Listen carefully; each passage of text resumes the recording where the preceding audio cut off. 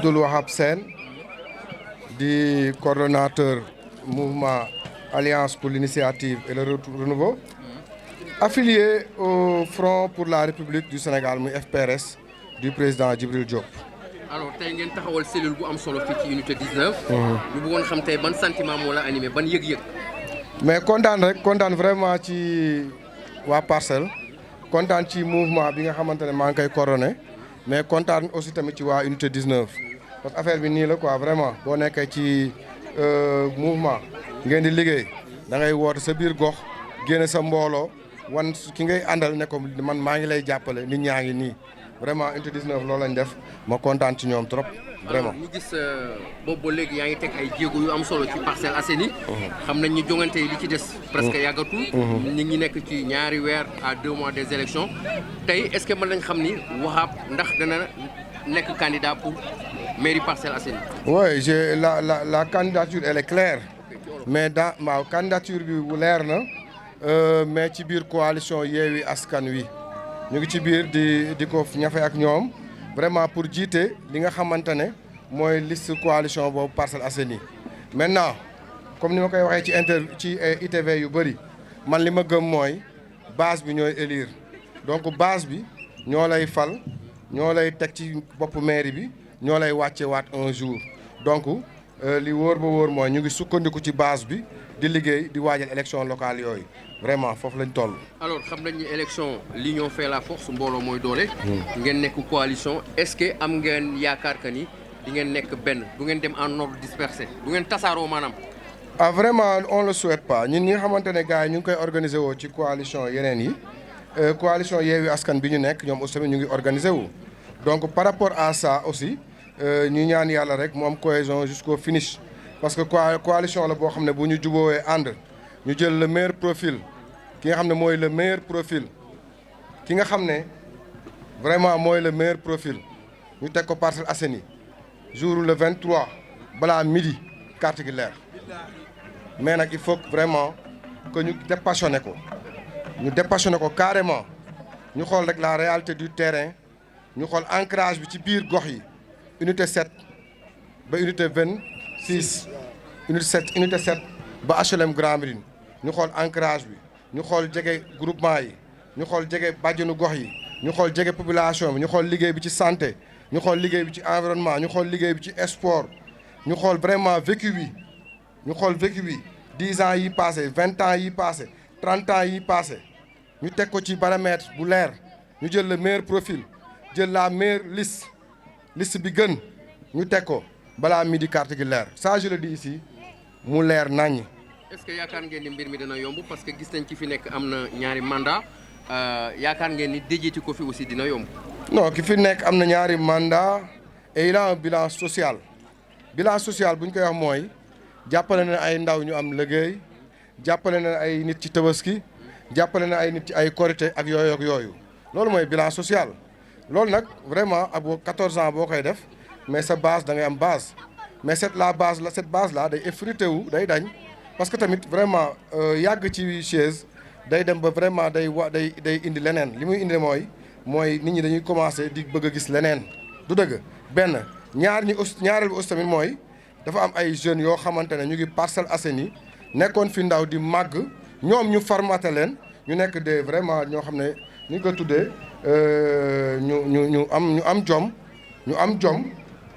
comme ñoom ni ñu koy waxee ñu am jom vraiment bëgg li ñu bëgg toog fi ñu toog ànd ak équipe bu baax liggéeyal Parcelles muy 5 ans muy 6 ans après waa Parcelles Assainies xool loolu ambition la donc te ñooñu ñu ngi fi bëri fi lool vraiment di xeex pour loolu am donc c'est légitime que moom mu am base mais c'est légitime que ñun vraiment aussi tamit ñu creuser cette base là bu dee tàpp la ñu toj ko yaa ngi dégg dugg ci biir 18 am yaa ngi dégg tasaare ko loolu tamit c'est légitime donc ci loolu lañ nekk.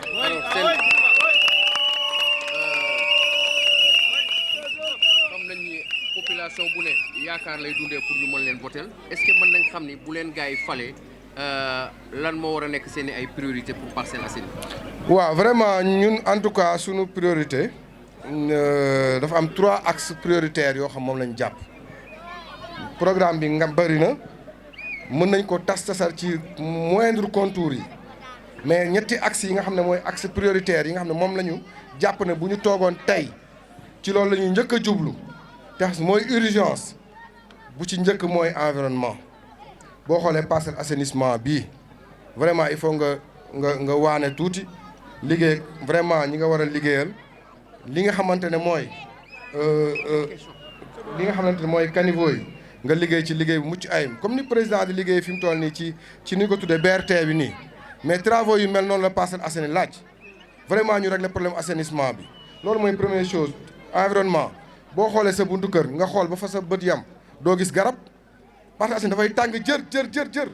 donc côté environnement mooy premier axe prioritaire boo xam ne dañu koy jubal vraiment bu loolu weesoo deuxième axe prioritaire bi c'est la santé fexe ba vraiment Parcelles Assainies am au moins hôpital de deuxième niveau au moins nga xamante ne di nga mën def le minimum boo feebaree ñëw di nga mën def sur le champ analyse plateau bi yëpp def analyse mu génn ñu bindal la garab faj la ci saas bu dee hospitalisation ñu hospitaliser la lu mu laaj ñu def ko au moins loolu Parcelles da ko soxla les centres de santé là ñu liggéey ci jàppale leen mais tekk centre de santé ci benn gox vraiment ay moment doo am sax groupe électrogène bu courant bi coupé parce que du ma sos aussi man lu ma wax lu ma dund la man personnellement courant coupé nga toog di xaar courant bi tàkk bu fekkoon mu am ay malade yu defar kii bu fekkoon mu am ñeneen ñu soxla courant nag donc yu ndaw yooyu vraiment il faut ñu régler ko vraiment il faut que tamit au niveau des am na leneen loo xam ne moo nekk ci man je suis le trésorier général du district nord de Nabil Choucair depuis 2003 donc liggéey naa lu bëri ci biir poste de santé yi j'ai fait 10 ans nekk poste de santé bu CDS bu unité 8 li may wax ni xam nga si dara et bi may mujjee nekk président wu CDS bu unité 8 c'était en 2009 déjà en 2009 déjà j'étais président d'ASC waxuma la 2010 de wala 2015 de 2009 j'étais déjà président de l'ASC Entente 811 boobu léegi ñaata at la 2016 ba léegi je suis le président de la zone j'ai 22 ASC di leen coacher coow li am ci yeneen zones yi am ci yeneen départements yi dégguloo ko Parcelles en 2019 bi ñu joué suñu finale ba pare l'ODCAV nous a décerné le prix de la meilleure zone de par son fair play de par la non-violence mais de par aussi son engagement donc yooyu ay liggéey la yoo xam ne dañ ko liggéey ci base bi nit ñi xam nañ ko que les gens vraiment nëbb loolu wala teer loolu wala génne ko aussi nit ñi xam nañ ko mi ngi seen dënn te ñu ngi biir Parcelles Assainies bu ñu yàlla mayee gudd fan ak wér-gu-yaram dañuy toujours nekk di liggéeyal Parcelles Assainies du yem 2023 bi rek ci élection locale bu ñu yàlla mayee gudd fan ak wér dañuy continuer di liggéeyal Parcelles Assainies ndax 1983 ba léegi ñu ngi Parcelles Assainies kon ñun Parcelles Assainies la ñu xam donc loolu vraiment mooy deuxième axe prioritaire bi troisième bi nag mooy éducation boo demee école 16 wala école primaire bu unité 19 wala école primaire bu unité 8 chaque jour Dias wane ko ci biir pluriel wala feneen bu tawee foofu déeg lay nekk bu nekkee déeg benn moment après day wow bu woowaatee après suuf si dootoo fa gis ndox mais après sunu doom yi foofu la ñuy foo xam ne y a 1 mois wala 2 mois ci ginnaaw rek dégg la woon boo xamante ne ay dégg naa ay jaan sa ci génn donc loolu mu wow après ay xale di ci fo nga yaakaar ne xale yooyu ñu ngi ci wér bu ñu jógee foofu récréation dugaat classe après suñu kër ga la ñuy ñëw man papaam maa koy fóon ko fii wala yaayam donc nga xool salle de classe yi ñu war a vraiment continuer li ñuy def nii liggéey vraiment en haut à niveau mu jóg du dëgg yooyu c'est des affaires yu yomb la yoo xamante ne mooy 3 axes yi nga xamante ne bu ñu toogee si la ñuy njëkk a jublu vraiment li si des nag muy mu jëm ci ay sport mu jëm ci ay infrastructure mu jëm ci organiser artisans yi yaa ngi dégg mu jëm ci centres commerciaux yi nga xamante ne comme li am Dubaï li am feneen ak feneen donc loolu c'est des choses yoo xamante ne c'est réalisable donc yooyu mooy suñu ay ambition yooyu mooy suñu axe prioritaire vraiment. sama laaj bu mujj.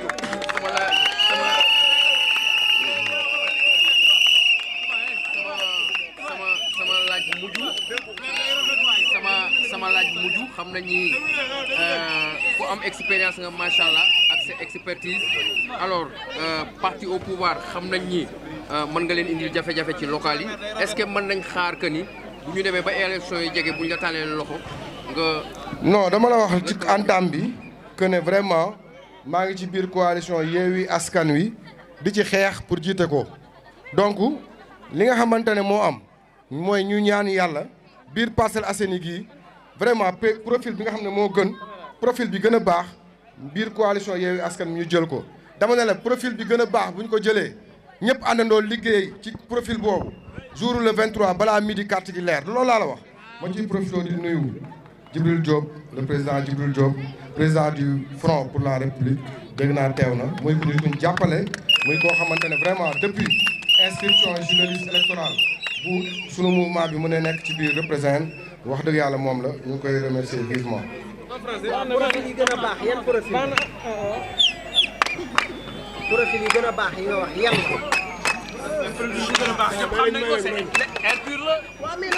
la. waaw non dama bëgg vraiment xam nga nit aussi tamit da ngay am nawle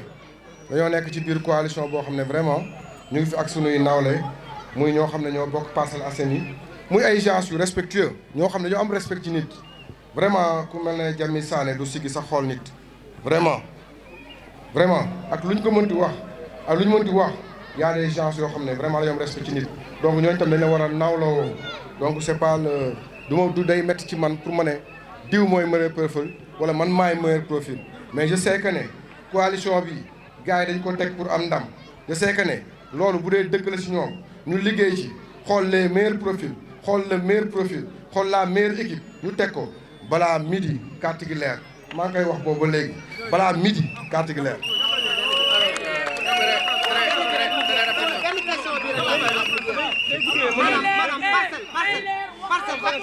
parcelle ak coow lu bari ak ku nekk naan man la tey jii lan ngay sensibiliser askan bi pour ñu war ko dundee ci li nga xamante ni moom mooy coow lu bari ni lan nga leen wax.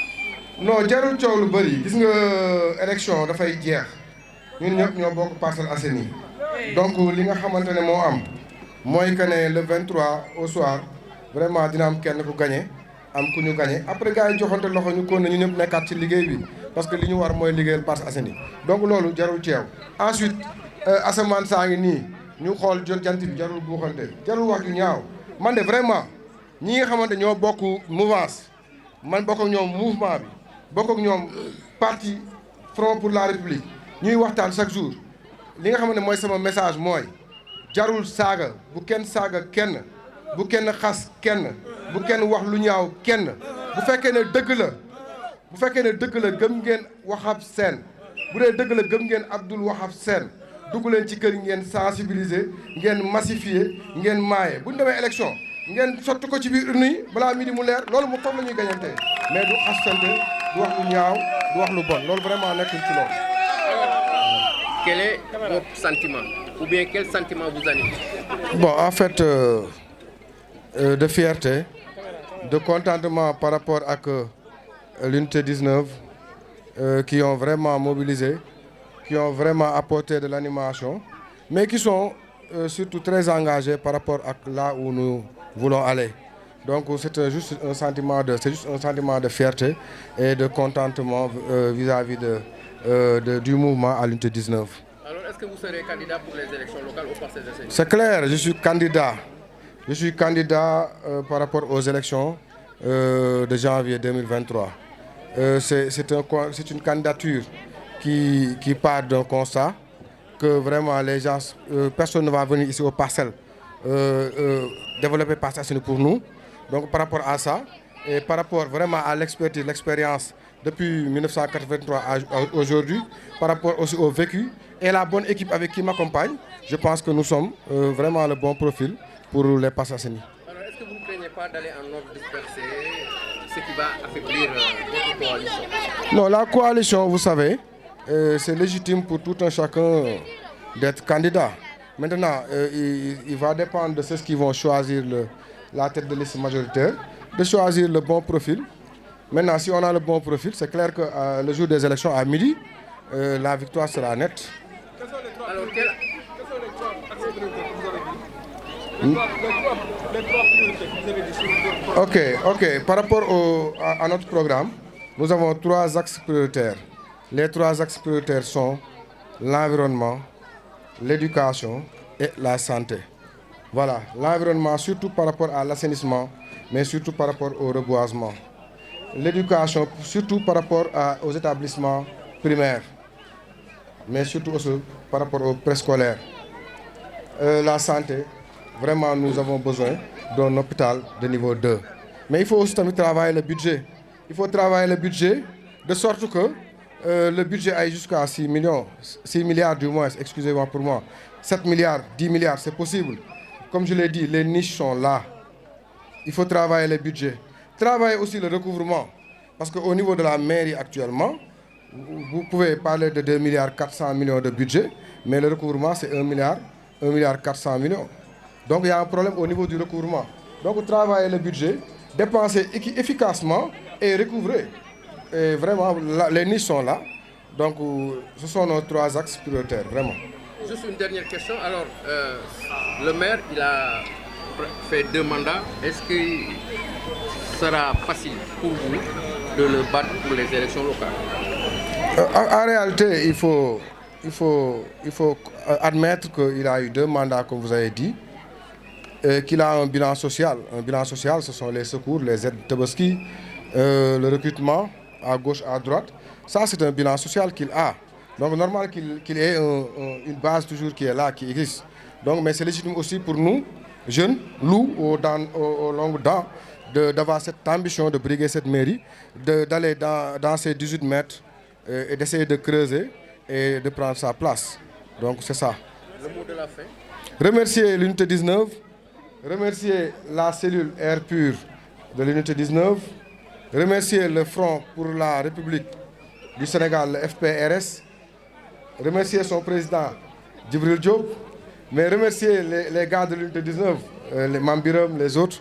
remercier carrément le mouvement Air Pur dans son ensemble, les Amazones, la commission des femmes, les vieux qui nous accompagnent, les jeunes qui sont issus du mouvement associatif qui nous accompagnent. Vraiment remercier tout le monde. Voilà, c'est le dernier mot. Merci beaucoup.